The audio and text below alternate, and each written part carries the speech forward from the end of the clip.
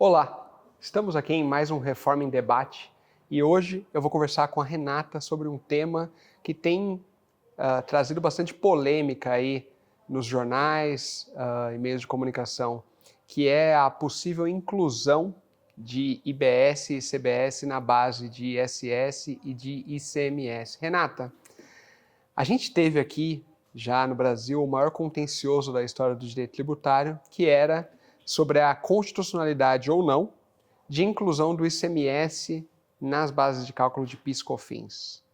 Esse assunto foi debatido por anos no Judiciário. Em 2017, o STF definiu que era inconstitucional a inclusão do ICMS na base de PIS/COFINS.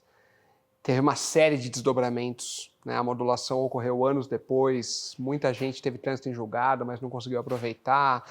Teve toda a controvérsia sobre a compensação desse saldo, desse indébito reconhecido judicialmente, etc. E agora a gente vê uma cena que muito se assemelha àquela discussão. Por que a gente está assim, vivenciando isso nesse momento? Pois é incrível que a gente já está aí na iminência da reforma, desse início do período de transição, que já começa agora em janeiro, e temos muitas inseguranças e incertezas ainda quanto à aplicação de conceitos como esse. Então, a gente tinha uma redação que excluía expressamente, enquanto projeto, tanto o IBS quanto a CBS das bases de cálculos do ICMS e do ISS, e o texto final excluiu, suprimiu esse texto. Então, isso tem gerado muito debate, muitos municípios e estados têm questionado a inclusão ou não. Então, a gente tem aí muito em função desse período de transição que se inicia agora em janeiro de 2026 e que vai durar até 2033.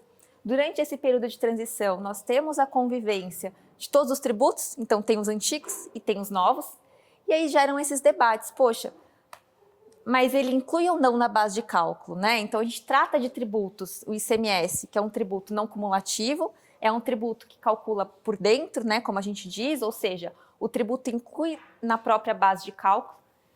E a gente tem, por outro lado, um novo cenário, onde eu falo em que não deve ter redução de carga tributária.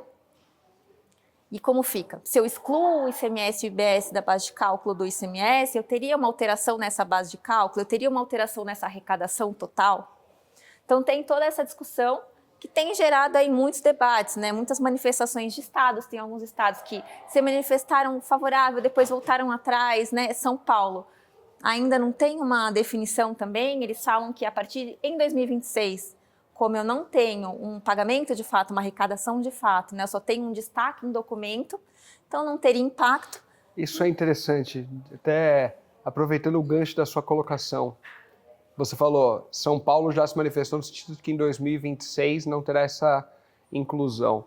O que gerou o noticiário foi justamente uma manifestação da Secretaria da Fazenda de Pernambuco, Exato, dizendo que a partir de 2026 deveria já incluir IBS e CBS na base do ICMS, correto? Correto, mas eles voltaram atrás depois e disseram que não, que bom, a partir de 2026, ok, né? A gente, como não vou ter o destaque, não vou ter o recolhimento do tributo, não tenho mais essa discussão, mas a partir de 27 ainda fica uma dúvida, porque os estados ainda não se manifestaram.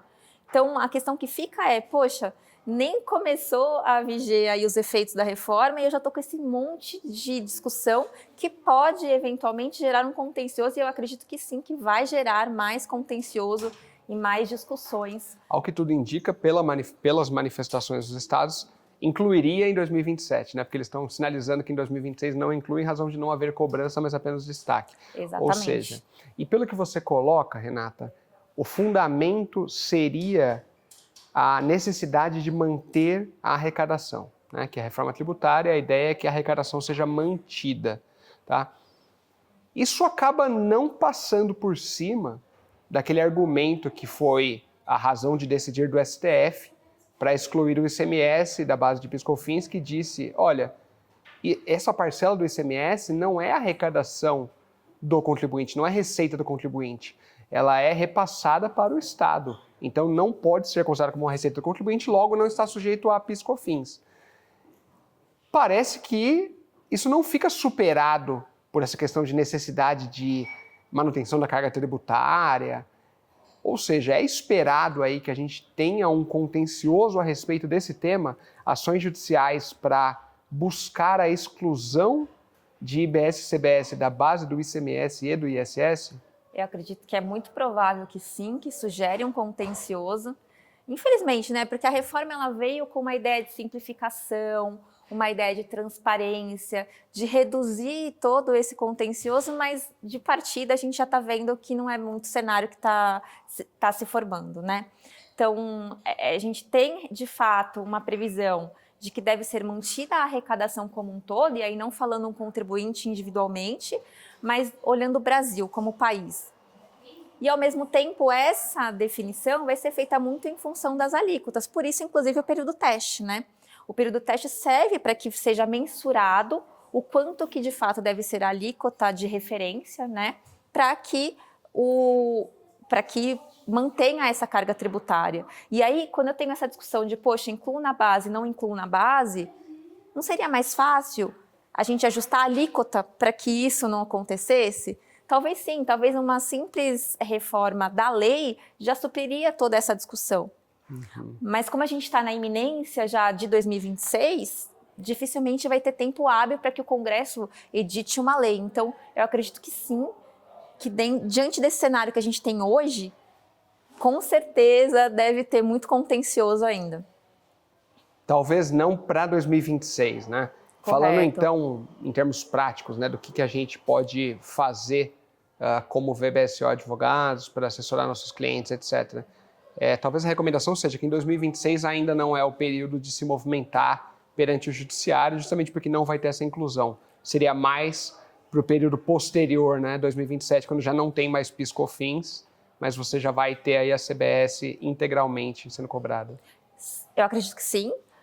Para 2026, talvez a gente não tenha aí uma razão de pedir ainda, né? Porque ainda não vai ter a cobrança de fato, vai ter só o destaque em documento, eu tenho essa dispensa do pagamento. Mas para 2027, quando de fato já começa a ter o recolhimento do IBS e da CBS, eu acredito que a discussão se torne um pouco mais relevante e aí sim venham o judiciário e o contencioso. Perfeito. Muito obrigado, viu, Renata? Obrigada. Obrigado.